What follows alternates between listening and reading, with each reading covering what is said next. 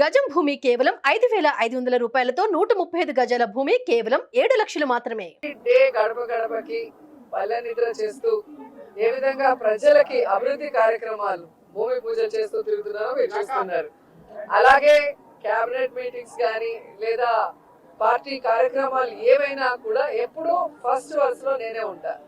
And ఈరోజు పచ్చ ఛానళ్ళు తెలుసుకోవాల్సింది ఒక్కటే, వాళ్ళు ఎంత దిగజారిపోయారంటే వాళ్ళకి 175 కాన్స్టిట్యున్సీలో క్యాండిడేట్లు పెట్టడానికి క్యాండిడేట్లు లేక వైఎస్ఆర్సీపీలో ఎవరైనా గొడవ పడితే బాగుంటుంది, ఎవరికైనా సీట్ ఇవ్వకపోతే బాగుంటుంది, మన పార్టీకి వస్తే వాళ్ళకి ఇద్దామని గోతికాడే గుంట నక్కల్లాగా ఎదురు చూస్తున్నారు.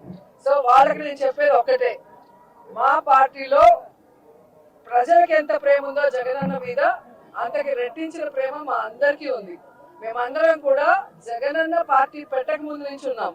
మేము అలగటాలో కోపపడటాలో ఏమీ ఉండదు. జగనన్న ముఖ్యమంత్రి అయితే మేమందరం కూడా ప్రజలకు సర్వీస్ చేసే అవకాశం మాకు ఉంది కాబట్టి ఆయన ముఖ్యమంత్రి అవడానికి మేము 100% పనిచేసేవాళ్ళం. రెండవది, ఎవరి నియోజకవర్గాల్లో వాళ్ళు ప్రజలకి అందుబాటులో ఉన్నారా లేదా, సర్వేలో వాళ్ళు గెలుస్తారా లేదా అనేది అందరికీ బుక్స్ ఇచ్చారు, డిస్కషన్ కూడా అయిపోయింది.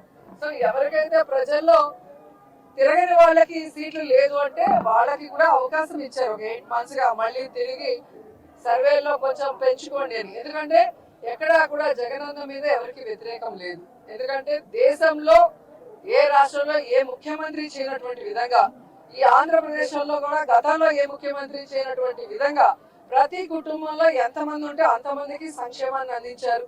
ప్రతి గ్రామ వార్డులకి ఈరోజు అభివృద్ధిని అందించారు. అలాగే వారికి ఆరోగ్యాన్ని అందిస్తున్నారు, వారి బిడ్డలకి ఈరోజు విద్యను అందిస్తున్నారు, ప్రతి ఒక్కరికి గౌరవంగా ఇళ్ల పట్టాలు ఇచ్చి ఇల్లు ఇస్తున్నారు. ఇంతకన్నా ఏ ముఖ్యమంత్రి దగ్గర ఎవరేం కోరుకుంటారు? ఇక్కడ ఎమ్మెల్యేలు కానీ మంత్రులు కానీ ఒకవేళ ప్రజలకు అందుబాటులో లేక సీటు లేకపోయినా ఆల్టర్నేటివ్ వాళ్ళకి జగన్మోహన్ రెడ్డి గారు ఏం చేయబోతున్నారు కూడా చెప్తున్నారు. కాబట్టి అందుకే ఎక్కడ గొడవలు లేవు, కోపతాపాలు లేవు. అండ్ నా విషయానికి వస్తే, నగిరిలో రోజాకి సీటు లేదు అంటే ఆంధ్రజ్యోతి రాధాకృష్ణ నించుంటాడా లేదా రామోజీ నించుంటాడా? ఆన్సర్ చెప్పాలి. ఈరోజు చంద్రబాబు నాయుడుకి ఒక చోట నించుండే దానికి దమ్ము లేదు, పవన్ కళ్యాణ్కి ఒక చోట నించునే దానికి దమ్ము లేదు. అందుకే రాబోయే ఎన్నికల్లో 2 చోట్ల నించుంటామని చెప్పి సర్వేలు చేయించుకుంటున్నారు. మేము మా ప్రజలకి అందుబాటులో ఉన్నాం కాబట్టి ఈ రోజు 2 సార్లు ఎమ్మెల్యేలు అయినాం, మంత్రులు అయ్యాం. సో ఖచ్చితంగా 2024 175కి 175 కొట్టబోతున్నాం. మేమందరం కూడా గెలవబోతున్నాం. మళ్ళీ ప్రజల ఆశీస్సులతో ప్రజలకి సర్వీస్ కూడా చేయబోతున్నాం అనేది పత్రికలు తెలుసుకోవాలి.